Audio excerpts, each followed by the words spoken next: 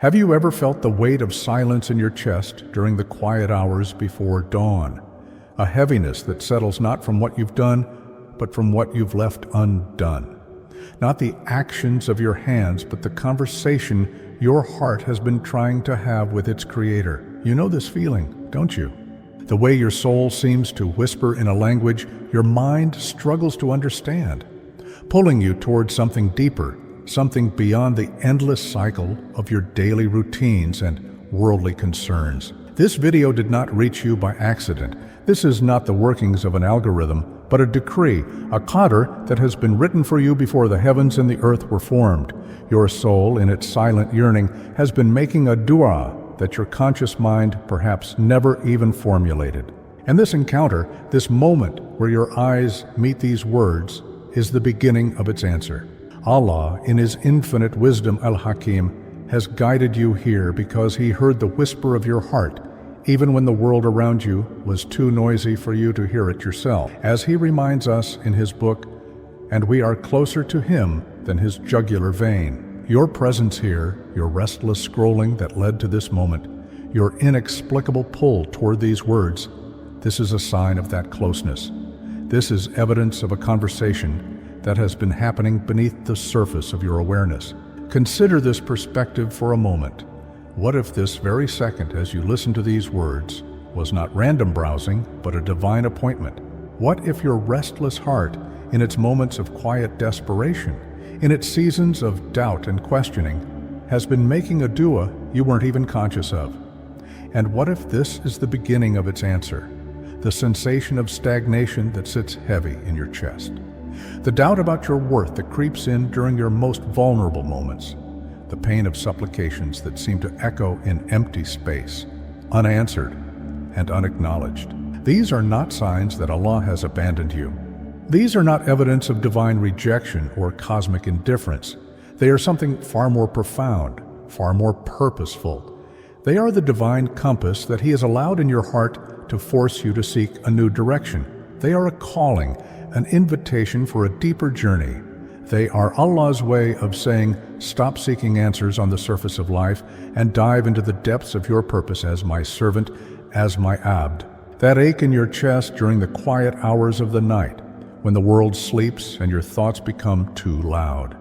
That feeling that something essential is missing despite your blessings, despite your efforts, despite your prayers. That restlessness that no amount of worldly success seems to cure, no achievement seems to fill. These are not punishments from your Lord.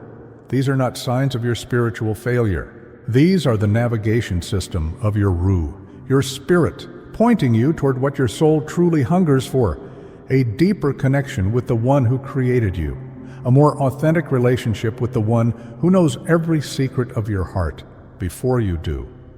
The great Imam al-Ghazali, may Allah be pleased with him, teaches us that the heart, the qalb, is like a mirror. In its original state, it reflects the divine light clearly, perfectly, without distortion. But over time, the dust of this dunya, this temporary world, begins to settle on its surface. The accumulation of our sins, our sorrows, our attachments to things that will not last, they cloud this mirror, preventing it from reflecting the nur, the divine light that Allah wishes to shine through it. The restlessness you feel, the spiritual dissatisfaction that brought you here, this is your soul perceiving that the mirror has become clouded. This is your fitra, your natural disposition toward the divine, recognizing that the connection has been dimmed, not lost, but obscured. Being guided to this moment, to these words, to this understanding, this is the first act of Allah's mercy toward you. This is Him delivering to you the cloth to begin the cleansing, the tazkiyah, the purification of your soul. The message you need to hear today is not that you are broken beyond repair. The message is not that you have strayed too far to return. The message is that the time has come to polish the mirror of your heart so that you can see the truth again, so that you can remember who you were before the world taught you to forget, so that you can recognize the voice of your Lord calling you home, not to a place but to a state of the heart where peace, where sakina, becomes your natural dwelling. And it's just perhaps the very struggles that brought you to this moment, were not obstacles you needed to overcome, but invitations you needed to accept? What if your soul's discomfort was not a problem to solve, but a gift to unwrap? What if the pain was the packaging and the treasure inside was this very awakening, this recognition, this return to the conversation your heart has been trying to have all along? There exists a wound that many of us carry in the deepest chambers of our heart, a wound so subtle yet so devastating that it transforms our most sincere supplications into whispered apologies. It is the silent anguish of approaching Allah in dua with fervor, with tears streaming down your face in the darkness of night, yet carrying within your chest a belief so limiting, so destructive, that it poisons the very vessel through which His mercy seeks to reach you. It is the belief that whispers, "I am not good enough to receive this." It is the pain of feeling unworthy of Allah's generosity, not because of His standards, but because of the standards you have created based on your past mistakes, your accumulated guilt, your wounded self-image. This transforms your most intimate moments with your Creator from conversations of hope into sessions of self-prosecution. You know this feeling, don't you? The way your voice cracks not from the depth of your longing, but from the depth of your doubt. The way you find yourself explaining to Allah why you might not deserve His answer, as if the all-knowing needs reminding of your imperfections. The way you approach the throne of the Most Merciful as a defendant rather than as a beloved child seeking their father's embrace. This is the wound that turns your dua into a courtroom where you are simultaneously the prosecutor, the defendant, and the judge. And in this courtroom of the heart, you always find yourself guilty. You always find yourself lacking. You always find yourself unworthy of the very mercy that Allah has made infinite precisely because He knew you would need it. We have fallen into a trap so subtle, so seemingly righteous, that we mistake it for humility. We believe that Allah's rahmah, His mercy, is a salary that must be earned through perfect performance. We confuse divine compassion with human justice.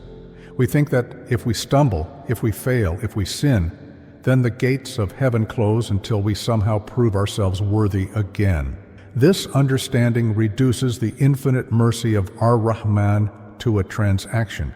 It makes His love conditional upon our perfection. It turns our relationship with the divine into a business contract where we must meet certain terms and conditions before His kindness can be released. But this diminishes the very essence of what makes Allah ar-Rahman the most compassionate. It reduces His mercy from an ocean to a shallow pool. It transforms His nature from unconditional love to conditional approval. And in doing so, we create a false God in our minds, a God who loves like humans love, with conditions and requirements and prerequisites. Here is the truth that transforms everything, the revelation from the Quran that shatters every limiting belief about divine mercy. My mercy encompasses all things, not some things, not the good things, not the deserving things, all things. Your mistakes, your sins, your doubts, your fears, your shame, your unworthiness, all of it is encompassed by a mercy so vast that your mind cannot contain it. The counterintuitive truth that will revolutionize your relationship with Allah is this: His mercy is not the reward for your righteousness. His mercy is the tool He gives you so that you can become righteous. It does not wait for your perfection to arrive. It is what makes your perfection possible. Think about this deeply. The Prophet Muhammad, peace and blessings be upon him, the most perfect of all human beings, the one chosen above all of creation, was the one who sought forgiveness the most.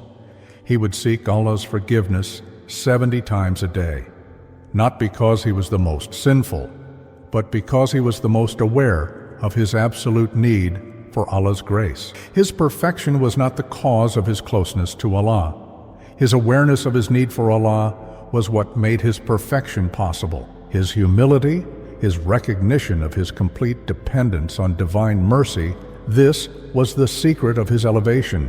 When you approach Allah in your next dua, when you stand before Him in your next salah, when you call upon Him in your next moment of need, transform the nature of your conversation Instead of beginning with who you are, begin with who He is. Instead of listing your qualifications, describe His qualities. Instead of proving your worth, acknowledge His infinite worthiness to be called upon. Begin your supplications not with your merits, but with His names. Yagani, O self-sufficient one, I am the poor one standing at your door, not because I deserve to be here, but because you have invited the poor to come. Yakawi, O most strong, I am the weak one seeking your support, not because my weakness has earned it, but because your strength delights in supporting the weak. Ya Rahman, O most compassionate, answer me not because of the quality of my actions, but because of the infinite quality of your compassion. Not because I have earned your response, but because responding to those who call upon you is who you are. Feel the difference in your chest when you make dua this way. Notice how it transforms supplication from a negotiation into a recognition, from begging into belonging, from proving into receiving. Remember the dua of Prophet Moses, peace be upon him, when he arrived in Madian. Here was a man who had just fled his homeland, a fugitive with blood on his hands, even though it was in self-defense. Without resources, without connections, without a future he could see, alone in a foreign land with nothing but the clothes on his back and the knowledge that Pharaoh's soldiers might be pursuing him. And what did he say to Allah in this moment of complete vulnerability, complete need, complete dependence? Did he list his accomplishments? Did he remind Allah of his royal upbringing, his education, his potential? Did he make excuses for his situation or promises about his future behavior? No. He simply turned to his Lord and said, My Lord, indeed I am, for whatever good you would send down to me, in need. This is it. This is the dua that opened the floodgates of provision, protection, marriage, prophethood, and purpose. It is the recognition of total need that opens the doors of divine provision. Musa's honesty about his state, his willingness to stand before Allah empty-handed and empty of pretense, this became the very key to everything he received afterward. His need was not his weakness. His need was his strength. His complete dependence on Allah was not his disadvantage. It was his qualification. There exists a spiritual exhaustion that settles deep in the bones of those who say, I trust in Allah, with their lips, while their hearts race through the night, obsessively reviewing every detail of their carefully constructed plan. It is the pain of proclaiming tawakkul, complete reliance on Allah, while simultaneously trying to become the manager of the universe, the director of outcomes, the controller of variables that were never meant to be controlled. You know this feeling intimately, don't you? The way you make dua for a specific outcome and then spend your waking hours trying to manipulate every circumstance to ensure that it happens exactly how you envision it, when you envision it, where you envision it, the way you say you trust Allah's timing while checking your phone every few minutes for updates, the way you claim to rely on His wisdom while your mind creates backup plans for your backup plans. This is the subtle suffering of the believer who intellectually understands that Allah is in control, but emotionally and practically lives as if everything depends on their perfect performance, their flawless execution, their ability to anticipate and prepare for every possible scenario. It is the exhaustion of carrying a burden that was never meant to be yours, while claiming to have given it to the one who is capable of carrying all burdens. It is the pain of praying for rain while refusing to let go of the umbrella, of asking Allah to open doors while keeping your hands firmly gripped on the handle, terrified that He might not turn it the right way, at the right time, with the right amount of force. We have confused tawakkul, active reliance and trust in Allah, with tawakkul, passive resignation disguised as faith. But the more subtle and dangerous confusion is the opposite, believing that true tawakkul means maintaining internal faith while practically placing our ultimate trust in the means, the asbab, rather than in the Lord of all means, Rabb al-Asbab. We think that trusting Allah means having good feelings about our plans, while our hearts are actually anchored to our strategies, our connections, our resources, our abilities. We practice a form of spiritual compartmentalization where Allah gets our Sunday prayers and our desperate midnight du'as, but our careers, our relationships, our financial security, these belong to our careful planning and relentless effort. This creates a split in the soul, a division in the heart, where we serve two masters, Allah in our spiritual moments and ourselves in our practical ones. And this division, this subtle shirk of the heart, drains the barakah from our efforts and the peace from our souls. The revelation that changes everything is this: your anxiety is not a sign that you lack faith. Your worry is not evidence that you don't trust Allah enough. Your restless nights and racing thoughts are not symptoms of weak iman. They are symptoms of misdirected trust. You don't trust too little. You trust the wrong things. You don't rely too little. You rely on what cannot hold the weight of your reliance. The problem is not the quantity of your trust, but the object of your trust. When you place your ultimate security in your job performance, your trust is misplaced because jobs can be lost. When you anchor your peace to your relationships, your trust is misplaced because people can leave. When you depend on your health, your wealth, your reputation, your plans for your sense of safety, you are building your house on sand and wondering why you feel unstable. True tawakkul is not the absence of planning, preparation, or effort. True tawakkul is the presence of peace during planning, tranquility during effort, and acceptance during outcomes. It is doing your absolute best while holding the results with an open palm. It is tying your camel as the Prophet, peace be upon him, instructed, and then truly, completely, releasing the outcome to the one who controls all outcomes. After you have done your part, after you have made your effort, after you have tied your camel with whatever rope you have available, there comes a moment of sacred release, a moment where you must actively, consciously, verbally surrender the fruits of your labor to Allah. In this moment you might say, Ya Allah, this is my action, limited by my understanding, imperfect in its execution, small in its scope. I have done it in obedience to you as a form of worship, as my attempt to be a responsible steward of the gifts you have given me. And now, I place its results entirely in your hands. I surrender the outcome to your wisdom, not to my anxiety. I entrust the timing to your knowledge, not to my impatience. I give the method to your creativity, not to my limited imagination. I trust in your plan, especially when I cannot understand it.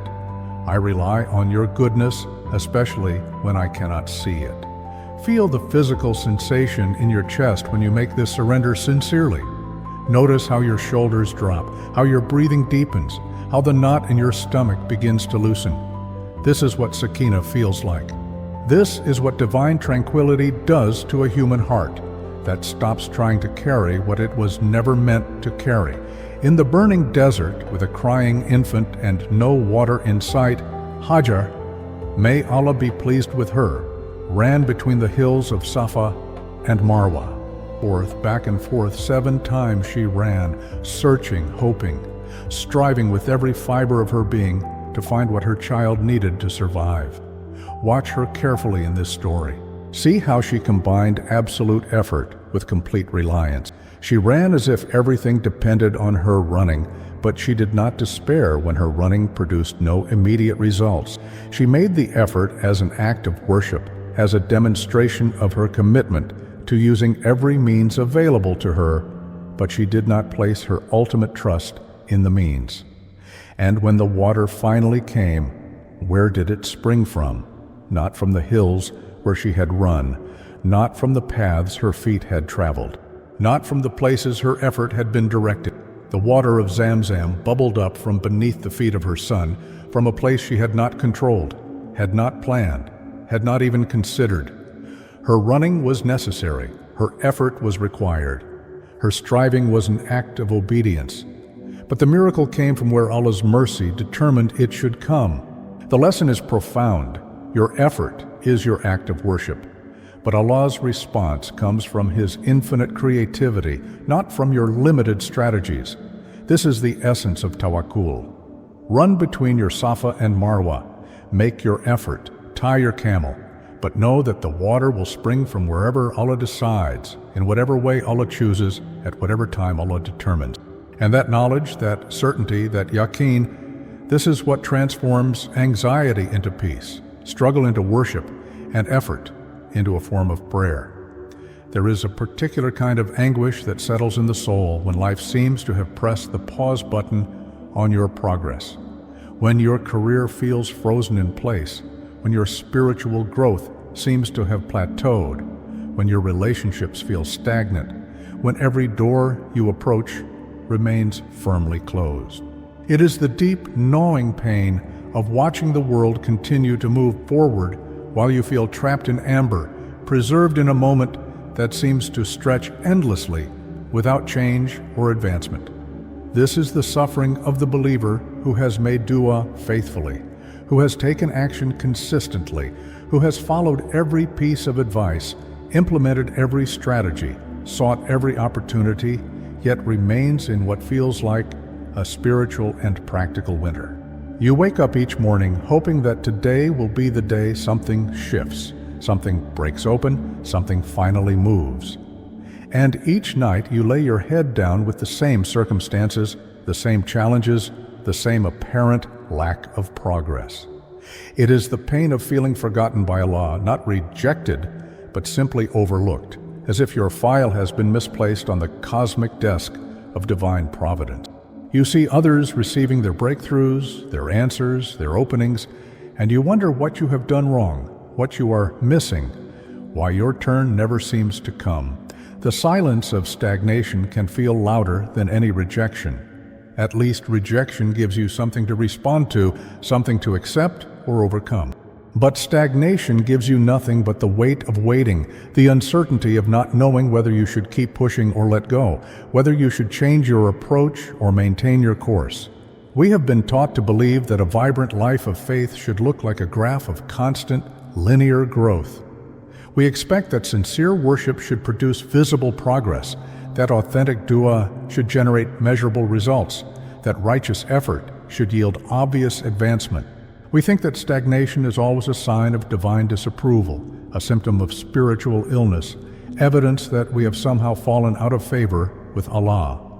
This understanding assumes that Allah's love is expressed primarily through external change, through doors opening, through circumstances shifting, through problems resolving.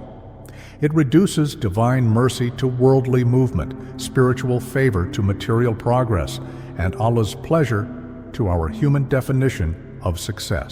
But this perspective misses the deeper rhythms of spiritual development, the hidden seasons of the soul, the invisible work that Allah does in the silent spaces of our lives.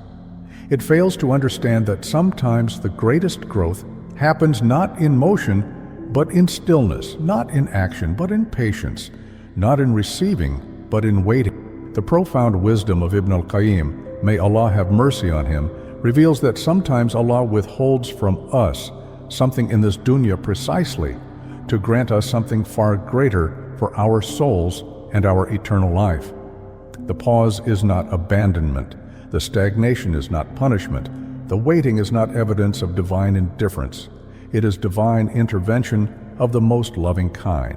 It is Allah saying, "My beloved servant, you have been running so hard toward what you think you need that you have not stopped to receive what you actually need. You have been so focused on reaching your destination that you have not learned the lessons of the journey. You have been so eager to become who you think you should be that you have not discovered who you actually are." The stagnation is often a forced invitation to introspection, a divine requirement that you stop seeking validation and progress in external achievements and begin nurturing the garden of your inner life. It is Allah protecting you from receiving something before you are ready to handle it, before you are spiritually equipped to steward it, before you have developed the character necessary to maintain it. Consider this possibility. What if this season of apparent stillness is actually the most productive period of your spiritual development? What if Allah is growing roots in you that cannot be seen, but will support whatever He eventually allows to flourish above ground? What if He is strengthening your foundation while the world sees only a construction site? In the quiet of your stagnation, In the silence of your waiting, there is a profound spiritual exercise available to you. Take a journal, find a quiet space, and begin to have a conversation with your circumstances through the lens of divine wisdom. Ask yourself, if this period of stagnation were medicine prescribed by the divine physician for the ailments of my soul, what would it be treating? If this pause were a classroom designed by the ultimate teacher for my spiritual education, what would be the curriculum? If this waiting were a gift wrapped in the packaging of difficulty, what would be the treasure inside? Could it be treating my addiction to control, my need to manage every outcome? Could it be healing my attachment to external validation, my dependence on other people's approval for my sense of worth? Could it be curing my impatience, my inability to trust divine timing? Could it be addressing my forgetfulness that Allah is Ar-Razak, the provider, and that provision comes in His time, in His way, according to His wisdom? Allow your heart to speak to the page without judgment, without the need to find the right answer immediately. Sometimes the medicine works slowly, sometimes the lesson unfolds gradually. Sometimes the gift reveals itself only when we have developed the spiritual sight to see it. In the story of Prophet Yusuf, peace be upon him, there were years that appeared to the external world to be complete loss, absolute stagnation, total wait. The years in the well, when he was trapped in darkness, unable to move, unable to change his circumstances, dependent entirely on forces beyond his control. The years in prison, when despite his innocence, despite his good character, despite his service to others, he remained confined, forgotten, overlooked. To anyone observing from the outside, these would appear to be the lost years, the wasted time, the period when nothing happened. But in the wisdom of Allah's plan, these were precisely the years when everything happened. These were the years when Allah was forging Yusuf's character, developing his resilience, teaching him about human nature, preparing him for leadership. In the well, he learned complete dependence on Allah. In the prison, he learned to serve others even when he himself was in need. In the years of waiting, he developed the patience that would serve him when he became the governor of Egypt. In the seasons of apparent stagnation, he was being prepared for responsibilities he could not yet imagine. Your stagnation, your necessary confinement, that is actually your spiritual classroom. Your pause may be your prison, the place where Allah is teaching you lessons that cannot be learned in freedom, developing muscles that can only be built under pressure, cultivating wisdom that can only grow in the soil of difficulty. The years that feel lost may be the years when you are actually being found. The time that feels wasted may be the time when you are being refined. The season that feels empty may be the season when you are being filled with what you will need for the next chapter of your life. There is a poison that seeps into the soul so subtly that we often mistake its effects for spiritual hunger rather than spiritual sickness. It is the corrosion that occurs when you scroll through the curated highlights of other people's lives, when you hear about a colleague's promotion, when you learn about a friend's engagement, when you witness someone else receiving what you have been praying for. In that moment, something shifts in your chest. Your own blessings, which moments before felt abundant and sufficient, suddenly appear small and insignificant. Your gratitude transforms into complaint, your contentment into restlessness, your peace into agitation. The joy you felt about your own life gets overshadowed by the perceived superiority of someone else's circumstances. This is the toxic alchemy of comparison, where the gold of your blessings gets transmuted into the lead of dissatisfaction, where your unique path, carefully designed by Allah for your particular soul, becomes a source of disappointment because it doesn't match the path He has designed for someone else. You know this feeling intimately, the way your heart constricts when you hear good news about others, the way your mind immediately begins the cruel mathematics of comparison, measuring your progress against theirs, your timeline against theirs, your blessings against theirs. The way you find yourself not celebrating with them, but interrogating Allah about why them and not you. Why now for them, but not yet for you. At the root of this spiritual illness lies a fundamental misunderstanding about the nature of rizq, of divine provision. We unconsciously believe that Allah's blessings operate like a finite pie, where if someone else receives a large slice, there is necessarily less available for everyone else. We think that their gain is somehow our loss, that their breakthrough delays our breakthrough, that their answered dua means our dua remains in the queue. This scarcity mindset transforms our relationship with Allah from trust in His infinite abundance to competition for His limited resources. It makes us view other believers not as members of our spiritual family, but as competitors for divine attention, rivals for heavenly favor. But this understanding contradicts the fundamental belief in Allah as Al-Ghani, the self-sufficient, the rich beyond need, whose treasures are inexhaustible. It diminishes Al-Wahhab, the generous giver, whose capacity to provide is not limited by what He has already given to others. It reduces the infinite nature of divine provision to the limited nature of worldly resources. The Prophet, peace and blessings be upon him, warned us with crystal clarity. Beware of envy, for envy consumes good deeds like fire consumes wood. This is not merely a spiritual metaphor. This is a description of a spiritual law as real and devastating as any physical law. The shocking truth is not just that envy is a sin that we should avoid to please Allah.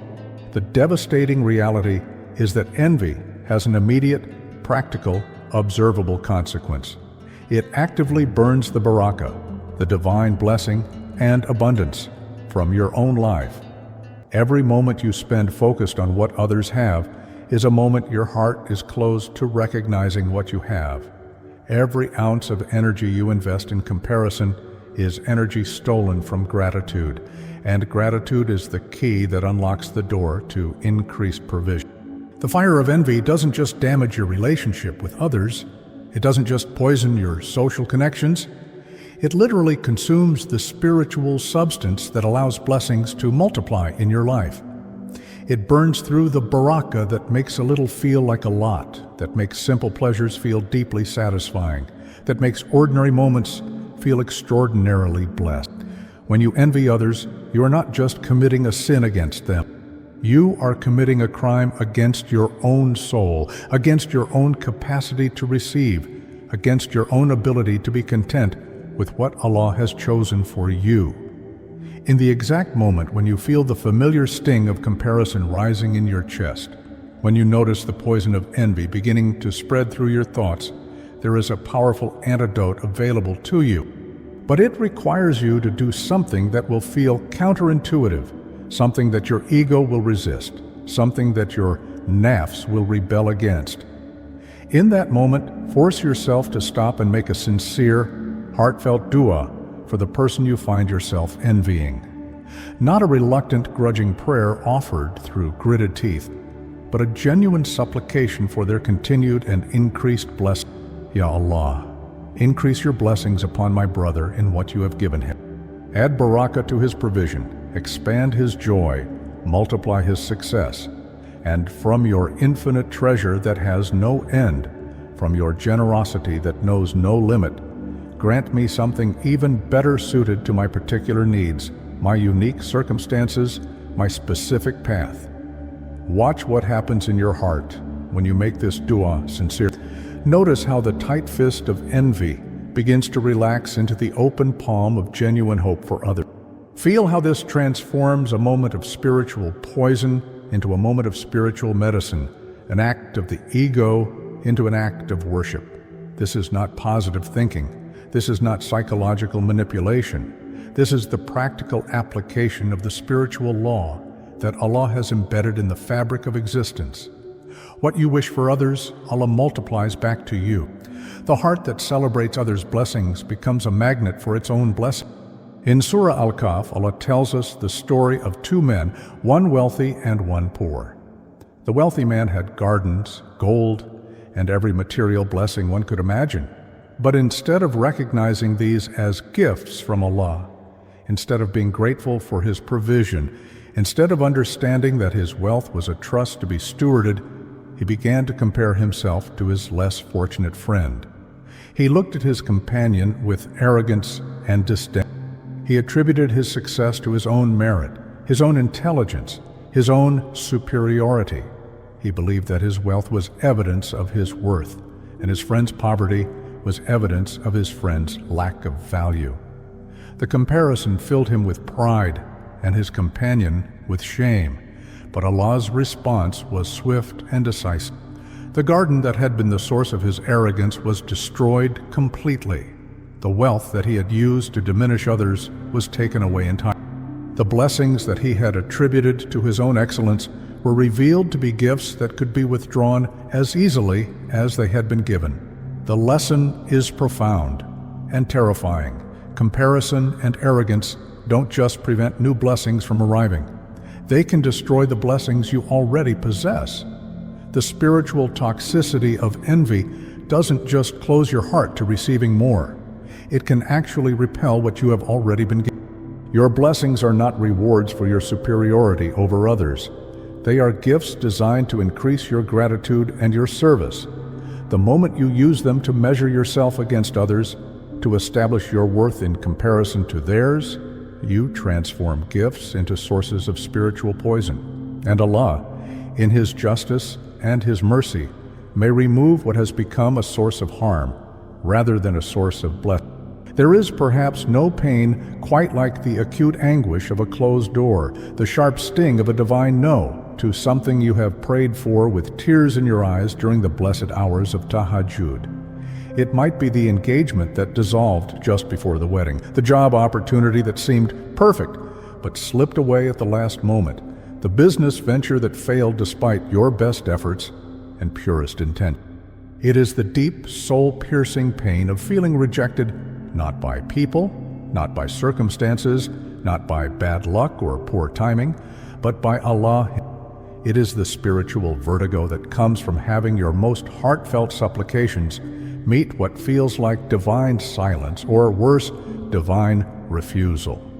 It is the crisis of faith that whispers, if Allah loves me, why did He say no? If He wants what's best for me, why did He deny me what I was certain would be good for me? This pain is compounded by the well-meaning advice of others who remind you that Allah knows best, that His timing is perfect, that there must be wisdom in His decision. Intellectually, you know these things are true, but emotionally, spiritually, in the raw tenderness of your disappointed heart, it feels like spiritual abandonment, like cosmic rejection, like evidence that perhaps you are not as beloved by your Creator as you hope. The no echoes in your prayers, colors your relationship with hope, makes you hesitant to ask for anything else with the same intensity, the same vulnerability, the same complete surrender of your desires to His will. We have developed a transactional understanding of our relationship with Allah, where we unconsciously believe that if we ask for something good, something halal, something that would bring no harm to others, then Allah should grant it to us. We think of dua as a vending machine of the Spirit, where we insert our prayers, our good deeds, our righteousness, and expect to receive what we have requested. This perspective reduces Allah to a cosmic vendor who should fulfill our orders as long as we have paid the proper spiritual price. It makes His love conditional upon His willingness to give us what we want, when we want it, in the form we want. It transforms our relationship with the divine from one of trust and surrender to one of expectation and entitlement. But this understanding fundamentally misunderstands the nature of divine wisdom, the reality of Allah's knowledge of what is truly best for us, and the profound truth that His love for us sometimes requires Him to protect us from what we think we want. In Surah Al-Kahf, Allah gives us one of the most profound lessons about divine wisdom through the story of Musa, peace be upon him, and the mysterious servant of Allah known as Al-Khidr.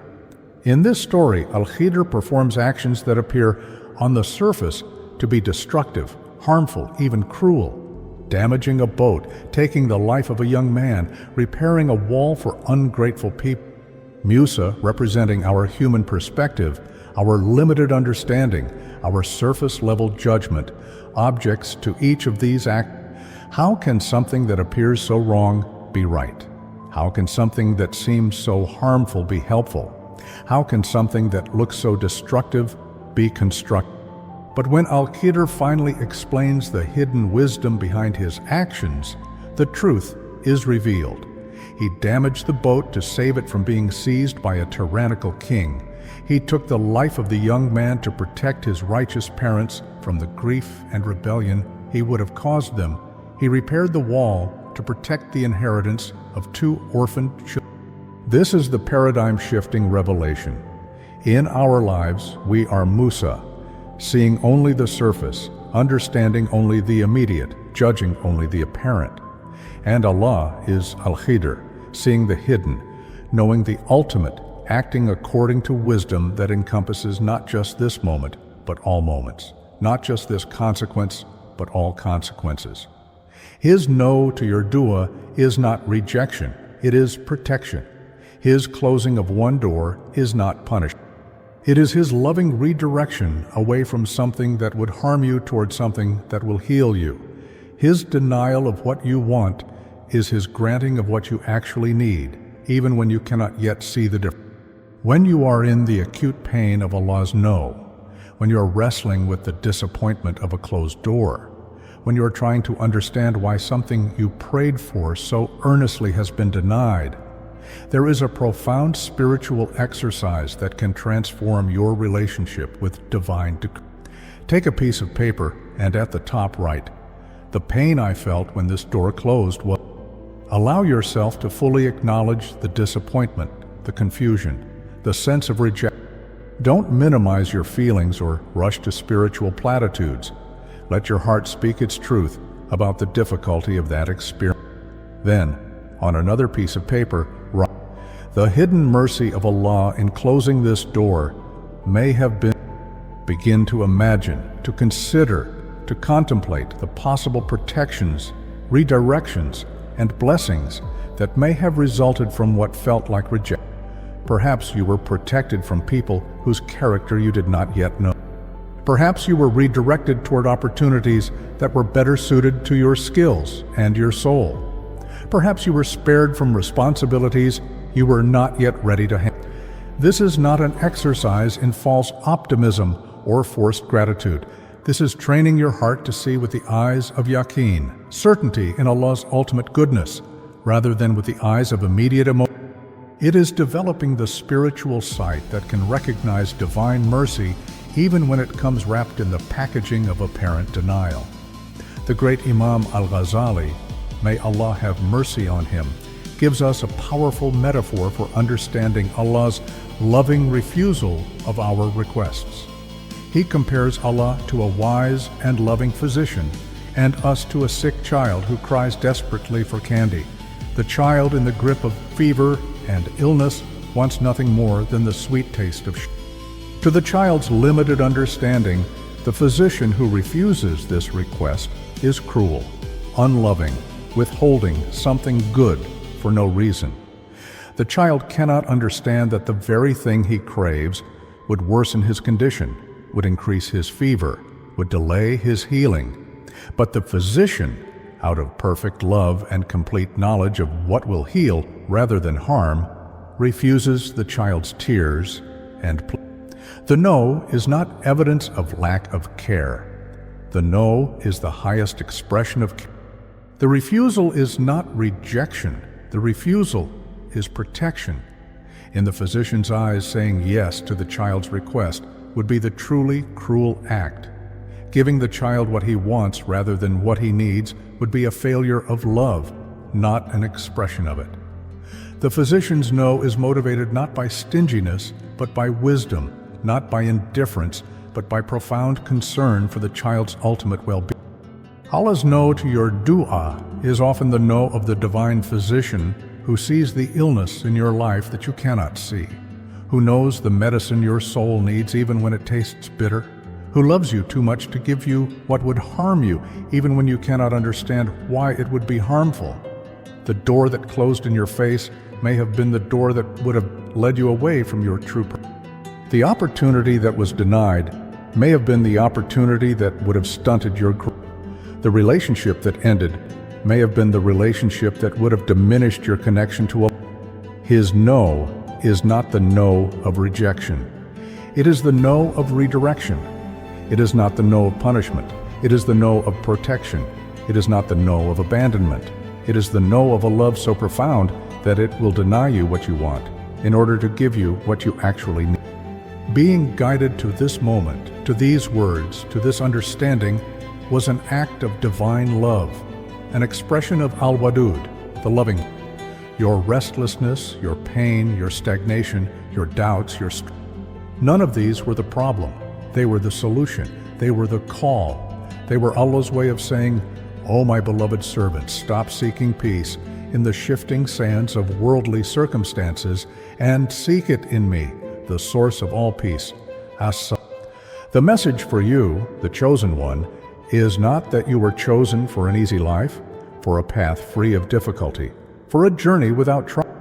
You were chosen for something far more profound, for this journey of rediscovery, for this process of purification, for this return to the conversation your heart has been trying to have all along. You were chosen to remember who you were before the world taught you to forget.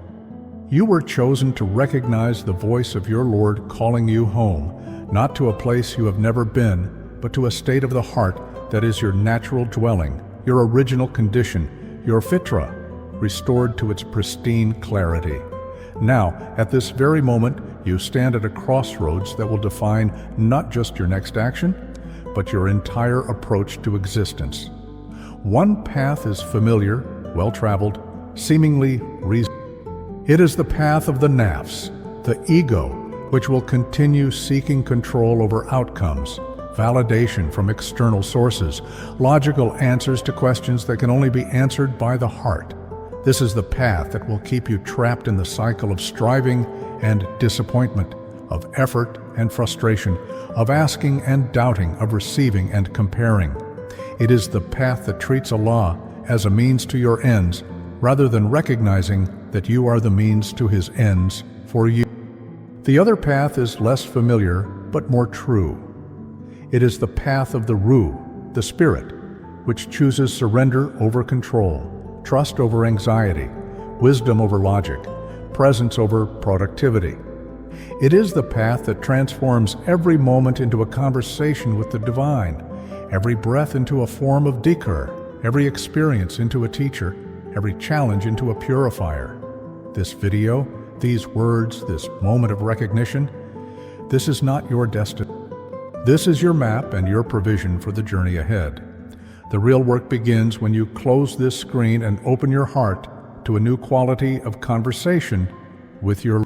Remember the profound truth that Ibn al-Qayyim, may Allah have mercy on him, spent his life exploring based on the sacred words of the Hadith Qudsi, where Allah says, "Whoever draws near to me a hand's span, I draw near to him an arm's length. Whoever draws near to me an arm's length, I draw near to him a fathom's. And whoever comes to me walking, I go to him." Your smallest step toward Him, even if it is nothing more than the sincere intention forming in your heart right now as you listen to these words, is met with divine mercy racing towards you at a speed that your mind cannot comprehend. The God who created the vast galaxies, who controls the orbits of planets, who manages the affairs of all creation, is running toward you because you turned your face toward Him. This is not metaphor. This is reality. This is the promise of a Lord who loves His servants more than they love themselves, who desires their return more than they desire to return, who has been waiting for their recognition more patiently than they have been searching for His. Your task today is beautifully simple and profoundly transformative. It is not to execute a complex list of spiritual exercises. It is not to revolutionize your entire life over. It is not to become perfect or even to become dramatically different. Your task is simply to change the quality of your next conversation with Allah. Whether it happens in your next salah, in the quiet moments before sleep, in the space between thoughts during your daily routine, or in the solitude of the night When the world is still, approach Him differently. Do not come with your usual list of requests, your familiar complaints, your standard bargaining. Do not come as a customer placing an order or a plaintiff presenting a case. Come as a child who has finally recognized their Father's voice calling them home. Come with a heart that says, Ya Allah, I heard your call in my restlessness. I recognized your invitation in my dissatisfaction. I felt your pull in my pain. I am here now, not with demands, but with surrender, not with complaints, but with curiosity, not with fear, but with trust. Teach me to see your wisdom in my Show me your mercy in my struggles. Help me recognize your love in your various answers to my. Purify my heart so that I may see you in everything, in my blessings and my trials, in my successes and my failures, in my clarity and my confusion. I surrender not just my problems to you, but my solutions, not just my failures to you, but my successes, not just my questions to you, but my certainties. I come empty-handed so that you can fill my hands with what you know I come empty-hearted so that you can fill my heart with what you know will bring me. The true answer to all your du'as, the real solution to all your problems, the authentic healing for all your wounds will not necessarily be a change in your external circumstances. It will be the descent of sakina, divine tranquility, upon your. It will be the settling of a peace so deep, so unshakable, so independent of conditions that it transforms you from someone who seeks happiness to someone who carries it, from someone who pursues peace to someone who radiates it. And this peace, this sakina, this is the greatest of all provisions, the most precious of all gifts, the most complete of all. It is what your soul has been hungry for all along, what your heart has been seeking in all the wrong places, what your spirit has been crying out for in all your restless moments. This is your invitation home, beloved soul, not to a place but to a state, not to a destination but to a realization, not to something new but to something eternal that you simply forgot in the noise and confusion of this temporary world. You were never truly. You were simply being guided back to where you always belonged, in conscious, grateful, trusting relationship with the one who created you, who loves you, who has been waiting for you to remember that you are not an orphan in this universe, but a beloved child being called home by the most loving, the most merciful, the most patient of all. Welcome home.